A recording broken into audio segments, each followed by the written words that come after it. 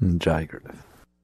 The fastest, most direct way to grow spiritually is to pick a point way beyond yourself and to fix on that point and not to judge yourself for being short of that point, but to notice the gap between where you are and that point.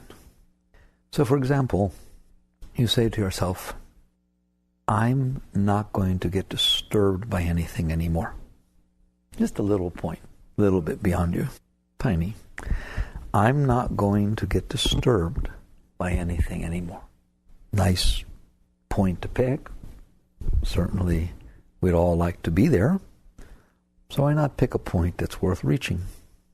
And in order to play with that, because make it a game, it's not guilt, it's not heavy, it's not failure, it's a game. You first, like any other game, you better understand the terms, the rules. And so you question, what does it mean to get disturbed? When I say I'm not going to get disturbed by anything anymore. Well, that's fairly easy. In order to tune in to what you're not going to do anymore, you have to, at least for a moment, albeit just a moment, notice what it looks like inside when you're not disturbed. Notice what it looks like inside when your mind is not being bothered by things, when your heart is not emoting with all kinds of emotions. And maybe you're watching a sunset, maybe you're taking a walk, maybe you're just quiet, just doing okay. You just look at that and you see that it's like a still lake inside of you. There's just not as much noise as there usually is. There's not as many vibrations going on inside of you. You can use whatever terminology you want, but you all know what I mean. We say it's quieter in there. Quieter in terms of noise? No, not physical, auditory noise. Quieter meaning less action, less vibrations, less activity, less disturbance. If you have a lake and it's crystal clear, it's mirror clear, mirror still, you have no disturbance. You have no vibrations. You have no noise. Should something disturb that quiet, you get ripples, you get eddies, you get currents, you get waves, and so on. Whatever it is, to whatever degree the disturbance is, you get what I'll call noise where there was stillness. That is what it is like inside of you. It can get quiet in there. It can get still in there. It's not boring for it to be quiet or still. It's beautiful for it to be quiet and still. You feel a complete sense of overwhelming contentment and well-being. You can look at something while you're quiet and still, and it looks beautiful. It looks interesting. It looks exciting. Stillness permits the soul to reach through and touch this world. When there is disturbance inside of you, then all these energies I've been discussing start to generate currents and eddies and vrittis and vibrations. So now when you look out, the soul looks out into the world, it has to look through that veil that is now disturbed. And when it looks through that, the world looks disturbed. And eventually you'll catch on, that's all that's happening. The disturbances are inside of you, and when you look out, you project them. It's funny, it projects even to action of a word. If I look through dark glasses, I'm not projecting darkness. I'm looking through dark glasses. It's just physics. If you look through a disturbed energy field, what you look at is going to be disturbed. That's why the yogis, the great scriptures, use this analogy of a mirror-clear lake. If you are looking at your reflection in a mirror-clear lake, it could be mirror-clear, right? It could be a mirror of your reflection. You will see just what you look like. If I drop things in that lake and create currents and ripples and all kinds of noise, what does your reflection look like? Exactly the result of every single ripple and every single current is what is going to affect your reflection, isn't it? Where it dents down into a trough, you'll have a dent in your face. Or it flashes up into a wave, you'll be all distorted that way. You will be distorted in exactly the way that the disturbances exist on what you're looking at. It is the same way with your energy body. When you look through this energy field, you don't have to do anything. It distorts what you're looking at. Just like looking through crackled glass or anything else. There's nothing you can do about it. So the world looks disturbing, but not to yogi or the yogini. To the yogi or yogini knows the world is not disturbing. The world looks disturbing for the exact same reason that your image looks disturbing in that lake. And you either can go out and fix your image, good luck. You don't really want to be changing what you're looking at. You want to deal with the disturbance itself, which are these vibrational changes. Believe it or not, those vibrations, those distortions and disturbances in the energy field, they change your whole life. They change your whole world. That is, every single thing that's going on is going on inside of you in that energy field. There is no reason to deal with anything else. So when you say that you're going to set a point out there that says, I'm not going to get disturbed anymore, that's what you're saying. You're saying that my energy field inside is not going to get distorted and messed up anymore. And if it does not get distorted and messed up, I don't have to worry about the world, because it is the cause of all disturbances in this world. It is what makes everything look disturbing and distorted and scary and everything. If it is clean and clear, you will see, you can look out and see beauty everywhere. The world is just the world. Don't know how many can reach that state, but you just get to a state where there'll never be another time, ever, where when you look in this world and you don't see the world. You just see the world. You don't see good and bad and right and wrong and better and worse and, wish it was and wish it wasn't. You see the world. When you look at a dog, you see a dog. You look at a cat, you see a cat. You look at a snake, you see a snake. When you look at the world, you see the world. The problem is, because your energy field gets distorted, you don't see the world. You see the reflection of your energy field. And therefore the world looks distorted in exactly accordance to your vibrations. And then what you do, which is so classic, is you go out to try to change the world to make it stop being distorted. It makes me laugh to even talk about it. The world is not distorted. The world is the world. So to sit there and say, I'm not going to get disturbed anymore, you very quickly tune into what that means. That doesn't mean you're going to stop things from disturbing you. It means you're going to work with your energy field so it doesn't get distorted anymore, so it stays clear. All right? So you sit there and say, I'm not going to get disturbed anymore, and immediately the whole thing changes. It's so beautiful to watch. Now, once you catch on, you have no responsibility for what's going on outside of you, in the sense that it's going to go on. You have not said, I'm going to change the outside. You said, I'm going to change the inside. And that's what it means to work with things that are beyond you. That's beyond you. But to most people, it's beyond you to say, I'm not going to change the outside, because we're so afraid and affected by the outside that the thought of leaving it alone is a scary thought. But you got to contemplate that a little bit, how it is that you can be afraid of life to where you can even let it be what it is. Be afraid of other people where you can't let them be who they are. And you just get to where I'm not going to be like that. Then your work with yourself is the beauty. What am I going to do about the fact that even though I said I'm not going to get disturbed anymore, between you, me, and the lamppost, I do. The energy does get disturbed. It does go through these changes. Well, that's where your real growth starts, is how to learn to work with your energies, how to learn to work with yourself while your energies are going through these changes. And it really is not hard. No matter how many times we talk about it, it just looks easier and easier every single time. You are not your energy field. You are the one that is aware of it. You are watching these energies go through changes. You don't believe it and you don't understand it, but if you would stop touching them, they will go away. If you can keep your hands to yourself then when the world drops its leaves and its petals and its rocks into your lake, I want you to see your inner energy field as a lake. It's a lake of energy. The senses bring in the vibrational changes that happen outside, and they drop into that lake. As they drop into that lake, they create ripples. They make changes. They make an impression. Ramakrishna once said, anger to a saint is like riding on water.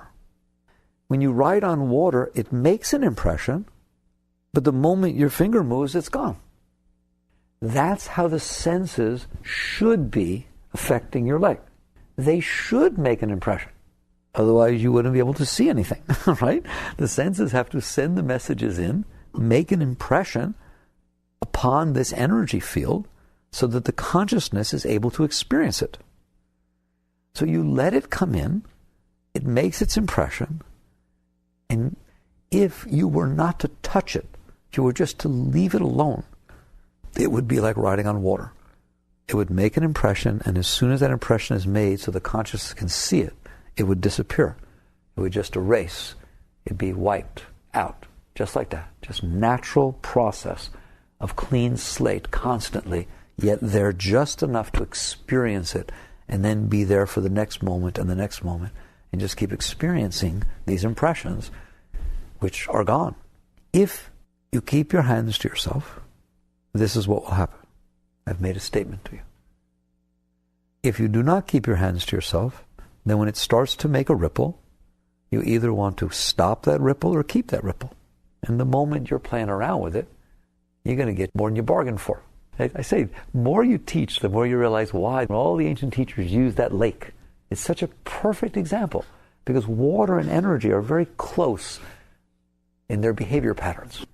And so now if you're getting a ripple in that lake, that crystal mirror clear lake, and you don't want that ripple, and your tendency is to touch it to make it go away, or you like that ripple, so your tendency is to grab it in order to keep it, what's going to happen? Every single time you touch it, you'll create much more disturbance, won't you? And it won't help you keep your ripple, and it won't help you get rid of your ripple. It'll just make a mess. It's as simple as it does, all right? You wouldn't be able to figure out where your ripple is anymore if you touch it enough, will you? Either to get rid of it or to keep it. And so now there's more ripples, so you got to touch more, and it just becomes a complete chaos inside. That is the normal state of a human being. It is chaos in there. It is just one disturbance after the other, and it just seems like a life of infinite disturbance. It is only that way because you're touching it. It is not the world creating those disturbances. It is not. The world is coming in and making the impression upon your lake, and it's disappearing. But you're not letting it. It's so cute once you get back far enough and watch this. You're either stopping it from making an impression because you can't handle it, or you're trying to keep the impression. Somebody was very nice to you, had a very nice experience. You don't want it to go away. And so you try to cling to it, to hold on to it, or to push it away. This is the cause of the disturbance. It is not what other people say to you. It is not what other people do. It is not your finances. It is not your family. It is not anything like that. The cause of disturbances is these ripple effects that go on in your energy body. Since it is your energy body that is disturbance, that's what creates disturbance, and whatever is causing it to be disturbed is the cause of disturbance. And what is causing it to be disturbed is not this world. What is causing it to be disturbed is you. Now that's a good thing, because it means you're already free. It means you don't have to change everybody and everything else outside of you in order to come to a state of peace. You only have to work with yourself. It also means that you don't have to try to stop the disturbances from happening. Because in truth, it is your effort to stop the disturbances that is making the disturbances. And you also don't have to try to keep things a certain way, because it is your effort to try to keep them a certain way, inside or outside, that is causing disturbance. Now right there, everyone's lost. It's too Zen. Okay? It's too much the Tao. People want to do something. They want to use their will. They want to have a technique. They want to have something that they can get their hands on that will make the disturbance go away. But it's such a paradox, because it's the act of getting your hands on it that is creating the disturbance. So if you say to yourself, I don't want to be disturbed anymore, what you are saying to yourself is, I want to learn to sit inside without touching. That's what it means. People are so busy renouncing the outside. It has nothing to do with the outside. You renounce the outside all you want. You're still stuck with the inside. If you learn to sit inside without touching, it will all go away. It will all go away. What does it mean to sit inside without touching? Again, it's not something that requires, 6-10 hours of meditation a day for, 3-week retreats. It has nothing to do with that. Ultimately, that helps a great deal, don't get me wrong. But that's not what it has to do with. What it has to do with something very, very real. It has to do with, now that we understand this process of disturbance, you understand what gets disturbed, you understand what it means to not be disturbed, you understand what is causing the disturbance, the dynamics of the world coming in, making its impression, as it should, making its impression upon the lake, and creating its certain amount of ripples, which will then go away, all right? That's not the cause of disturbance. You are the cause of disturbance. Your touching is the cause of disturbance. So now, if you want to end disturbance, if you want to not have any more disturbance anymore, your work is, when the world comes into the senses, makes the impression upon your energy field, your energy body, and it begins its little ripples, its little vibrations, and then you see this tendency. It's so subtle. Maybe only meditators can see it. I don't know. All right? But you will see it. You will see the tendency for your consciousness, for your being, for you who's watching, to touch. The tendency to do something about it, the tendency to get involved, the tendency to engage, the tendency, in truth, it's only 2 words, the tendency to resist or to cling. You're either trying to push it away or you're trying to keep it from going away. You feel this as an impulse, as a drive, as an urge, as some sort of an energy attraction toward the vibration. Have you felt that? Can you see that? Until you sit there all day seeing that tendency, you can't get out. If it's only something you see like once in a blue moon, oh, isn't that interesting? What do you think is going on the rest of the time? The rest of the time you're getting involved in it and you're creating the disturbances. And then you sit down for your 10 minutes meditation. You say, well, it's really too disturbed in here. Well, I bet it is. Okay, you've sat there and built up quite a storm. Ever get yourself really going? You drive yourself crazy. You just keep touching the stupid thing. You keep making more thoughts and keep having more emotions. The thoughts create emotions. The emotions create thoughts. The thoughts create emotions. And it starts bouncing off and you've got this whole hurricane going on in there on top of your little lake. Can you get tornadoes in there? Ever had a tornado in there in a nice still lake? How about 10 of them at once? You can make quite a mess in there. You're doing that. The world is not doing that. If you were to leave it alone, no matter what's going on, it would just come in and dissipate. It would come in and it would be like, remember. I want you to remember certain things on this talk. You see, the talk's not just analogies. You will find, if you listen, that during the course of your everyday life, you will see these things real. Your inner energy field is to be looked at as a lake that can vibrate and have things touch it and make vibrations. This concept of riding on water, you let things in and you let them make the impression they need to make. But then they're gone. And you're going to see they will go, except that you can't leave them alone. And I want the work to be at that place where you feel the tendency to get involved.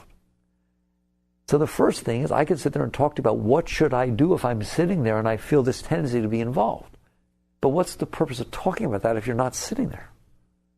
Your job is to get conscious enough, because that's what it's about, consciousness, to get conscious enough to see that things come in, they make these impressions. Most of them it's fine, but periodically there's this tendency to touch. This tendency to get involved. To touch what? To touch the person outside? It has nothing to do with the outside. When you're getting somewhere, you will see the tendency to touch is to touch the vibration that got made inside. That's what you're trying to touch. You're trying to get involved in this vibration that is either bothering you or enticing you. And if it is bothering you, you're trying to keep it away from you. I think I told you once before, you'll watch carefully, what you'll see literally is happening is these vibrations, they start on the outer edge, which is where the lake starts. And just like vibrations in a lake go down deeper than just the surface, these vibrations are reaching down, trying to go pass through you. And what will happen is as they go towards your chakras, and it could be any of the chakras, mostly I always talk about the heart, because that's the easiest one to work with, as they move in towards your energy centers, if you don't like that vibration, you will feel tremendous resistance to let that thing get near to your heart. You do not want it to come in close to that center. It's almost like there's a vortex there and it's pulling the thing in, and you then push it away. And you'll see eventually, actually your touching is literally an attempt to keep that vibration from going into your heart center, from going in there. And so the act of pushing it away from a chakra is something I'd love for you to visualize and see, that these energies are coming in and you're holding them away all internally. You can feel it. You do resist this stuff. And so the energy vibrations try to come in and you push them away. Or they touching your heart and you like them, so you hold on to them. So that's literally what's happening. You got to be conscious enough to be there. Now, what do you do if you see the tendency to touch? It was a trick question I got you, because if you do the work to be conscious and be there so that you're aware that you feel this tendency to go down and touch those energies, you did about 99.9% of the work. My part's easy. Because once you're there, it means you've already transcended the energy. If those energies are so overwhelming to you, you're not even there. The minute they happen, you got sucked in. You don't even know where you are. You're just fighting with the energies. The moment you get conscious enough to where you can actually watch these energies start to come, my job's easy. What do you do if you feel the tendency to reach out and touch someone? You do the exact same thing that if you're trying to stop smoking.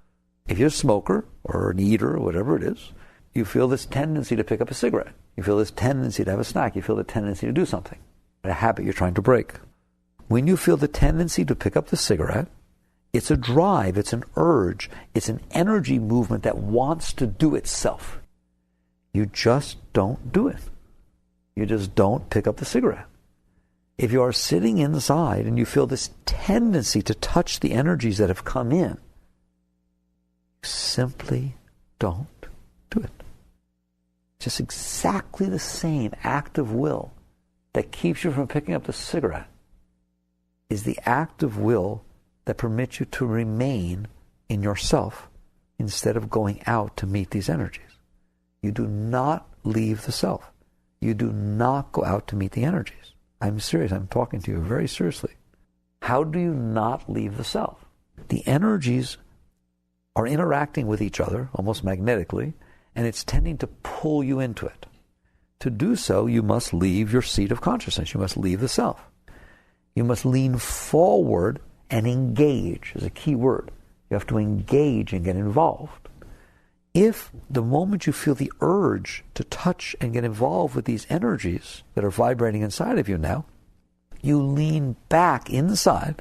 You can lean back outside if you want. It's okay. Helps a little bit, all right? But really, it's inside. You fall back, relax, and fall away from the energies. Now you're getting conscious. When you can feel the energies, notice yourself, and then get a concept of toward versus away. One movement will move you toward those energies. If you fall here, I'll do it this way. When you feel the tendency to go toward the energies, go in the opposite direction of which the energies are pulling you. Like maybe some people don't know what it means to go backwards or fall behind. Go in the opposite direction of what the energies are pulling you. Relax first, though. Don't tense while they're pulling you, because then you'll be pulling them with you. All right? You have to literally relax your heart, relax yourself. The very part that's trying to get pulled, you relax it. And then you lean away from the pull. There. That is your spiritual growth. If you make it to that moment where you're conscious when that's going on, then every single moment of your life you are going to God. That's how you go to God. As surely as walking upstairs takes you upstairs, if you go step by step up each stair, if every time these energies pull you toward them, either because you're trying to stop them or you're trying to cling to them, I just want that energetic tendency to get drawn toward the vritti, toward this energy movement. You just instantaneously relax your shoulders, relax your chest, relax your whole inner being, and fall backwards. That's it. If you do that, you will not touch those energies. You will not. They will stay as long as they need to stay, but you are not exacerbating them. And it doesn't seem like it, but it will quiet down. Not instantaneously. It doesn't have to be like that. Something was wrong, these energies. You didn't aggravate them. Like, let's say you had a scab, something on your arm or your finger, and you kept picking at it, and so it never healed. And somebody said to you, I know how to heal it. They said, how? It's a deep yogic technique. Be conscious first. Okay, I will. For 3 weeks. Guaranteed. Be very, very conscious, all right, of what? Of this tendency to touch it. You'll feel this tendency, this urge every once in a while to touch it and pick at it. Yes? Don't. Okay, then magic will happen. Just by don'ting? But what was I supposed to do? That was just a don't. All right? Just by don'ting. Don't do it. Don't touch it. Don't go with that tendency. I'm not even telling you don't touch it. I had nothing about touching it. Just don't go with the tendency to touch it. And what will happen? It will heal. Because you're not exacerbating it. It is the same thing with your inner state. It didn't heal today. It didn't heal in 1 hour, did it? You didn't see any difference right away. But it will heal, won't it? It is that way with your inner state. If you stop touching it, it will come to rest. It will happen gradually. If every single time you feel that draw toward those energies, you relax and release, it will happen. Now, what you've done is very great. You've permitted the world to go about its business. Therefore, it's not disturbing you. You're not disturbing it. You've permitted the world to come in through your senses and to drop its leaves and pebbles into the lake of your energy. You have no choice. The world is free to be the world. It's none of your business. I mean, how ill must you be to be born onto this planet and not being able to handle the planet the way it was when you were born on it? That the only way I'm going to be okay is if everything changes. I don't understand. Okay? Why can't you handle the planet? Right? You'll have plenty of opportunity to deal with it. It's in front of you. But you have to be able to handle it. So you leave the environment alone, basically. It is what it is. It then comes in. God forbid you should leave it alone. It's going to come in and drop its little pebbles into your lake. Because that's what it does. That's what the senses do. You didn't cut off your senses. You didn't cut off the environment. Wow, so far you're pretty free. The environment's free and you're free. Your senses are free and you're free. And the pebbles in the lake are free. Right? Everybody leaves them alone. Now the trouble starts. Because you're going to see that's where the trouble is. The soul couldn't care less about what's going on out there. And the soul couldn't care less about the senses. The soul is very close to that lake. The soul sees itself reflected in that lake. It's Narcissus. It got lost. It lost itself in the reflection of your energy field. Are you listening to me? That's what's happening. And when those vibrations come in through your senses and drop their vibrations, their energy, pebbles, into your energy field, and it vibrates in accordance to that, that's what you care about. That's what you're resisting. That's what you're clinging to. That's what you're involved in. So the tendency for the soul to be drawn into those vibrations is all you have to work with. You don't have to work with anything else. That's where it's all happening. And when those vibrations take place, if you fall away from them, back behind them, you're not touching them. You're not disturbing them. And if you don't disturb them, eventually they will not disturb you. Right? You just have some leftover work to do for the mess you already made. So you fall back. If every single time, people can't hear that either.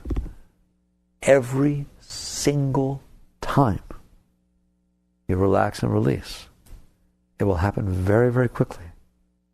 If something happens that's bigger than what you thought you were able to relax or release through, yoga has a technique for that too. Ready? Relax and release through it anyways. That's the advanced technique. Only for people that manage to get past the first stage. You get to the next stage. Until eventually, that's all you're doing, is relaxing and releasing away from the tendency to touch. Now you may think, and I won't get into it big, you may think that if you do that, your life will fall apart. No, your life will come together. Relationships, your finances, everything will be healthier, whatever that means. You don't know what it would have been otherwise, but you will be more in harmony with your dharma in those things if you are not creating disturbances for you to distort your interaction with them. You'll be clear enough to interact with them at the highest level that is meant to be. That's all I can answer you. You'd like me to say, oh, you'll get rich and you'll get married and all these wonderful things will happen. No one will ever get sick and lions will lay down with lambs. I'm not going to say that to you. I'm not going to say that. I was very careful where I picked my words. Here's the words. If you do this, everything in your life will be to the highest possible place it should be and could be in accordance to what is. So if you were supposed to be going through difficult financial times, instead of it being a complete mess, it will be some difficult financial times that you're at peace with. If it's a relationship and you're attracted to somebody or repulsed by somebody or something's happening, changing, it's not that it won't happen. The world goes on. It's not like some magic that's supposed to make it be the way you want it to be. It just is what it is.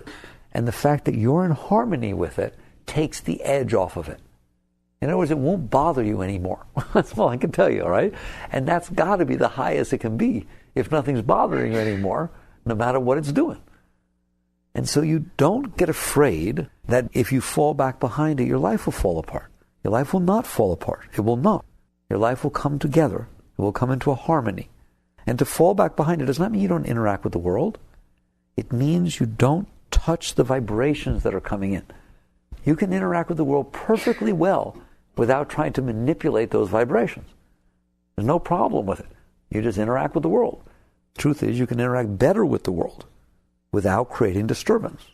So it becomes very, very simple if you set out in front of yourself that I'm going to live a life without disturbance. You can't do it. It's not something you can do.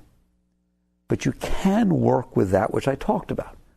You can sit back behind yourself and not permit yourself to get sucked into the vibrations when they come in. It takes practice. But as you do it, without knowing what happened, eventually you will be living a life without disturbance. You won't be able to answer how it happened. You won't be able to say when it happened. It isn't like something touched you and all your disturbances go away. It's very much like that little boo-boo on your finger or arm got healed. When did it actually go away? I don't know. It was so gradual, it was so natural, that the only thing you didn't do anymore was touch it. And it healed. That is what is going to happen inside of you if you don't touch those vibrations. You will start to have a life without disturbance. What does it mean to have a life without disturbance?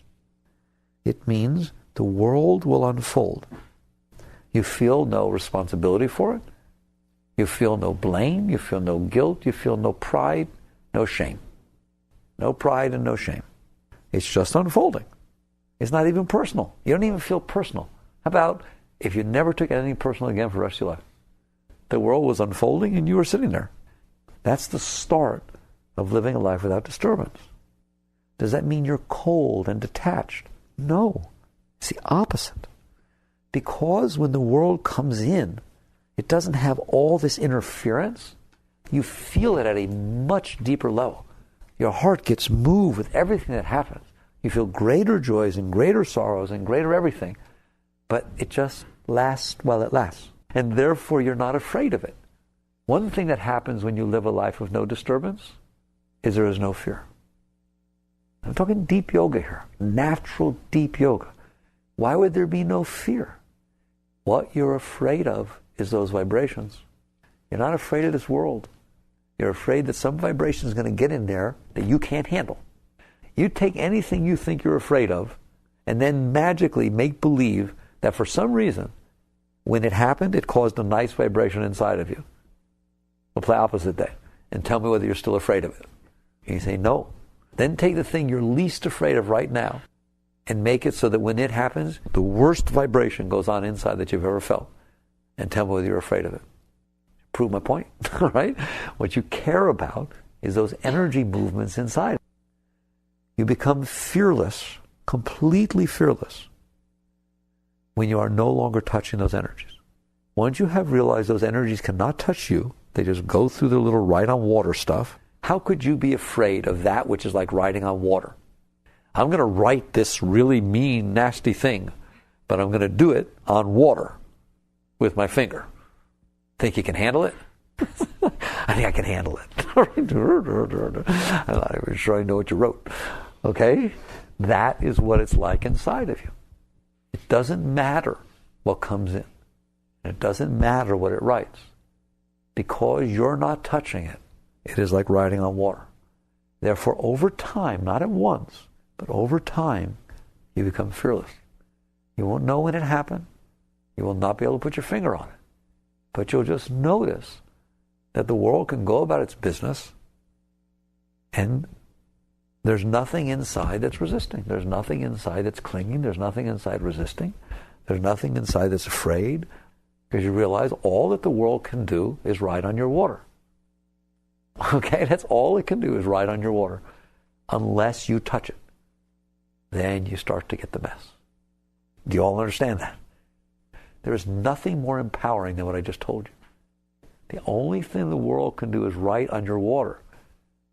It can't hurt you unless you resist.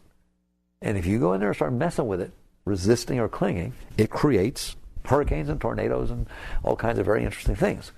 But then it's under your control, isn't it? Completely 100%. You get to decide. That's very empowering. So your fearlessness comes from understanding the only thing that can disturb me is if I touch it. I ain't touching it. And you have the right to say that, don't you? You're in there. And all you have to do is fall away from the tendency to touch. People think things like jealousy and fear and anxiety and self-consciousness and embarrassment and insecurity, that you can't really get rid of these things, you can just learn to live with them. That is not true. What is happening is you're really holding them at bay, and that's why they don't go away. If every time they move, you relax and fall back behind them really, and don't think it's right to have them or somebody's doing something wrong, or just literally just sit there and say, no, everything's fine to be. I'm just going to relax and fall back behind them. But you do it at the level I'm talking about. It's going to go away. It will go away. Everything will go away. So your transformation becomes every moment of every day if you do something like I said, which is to pick something that's beyond yourself. I'm not going to have any disturbances anymore. And then you do what I said. But you have to do it from a deep level. Now, you may say to me, I can't stay at that level to even make that decision. It's not quiet enough. If that's true, then that's probably why they invented meditation. Because meditation will teach you to be quiet enough during your everyday life to where you can make that decision. I always leave it up to you to decide what practices you're going to do. I ain't giving you no practices. Never have.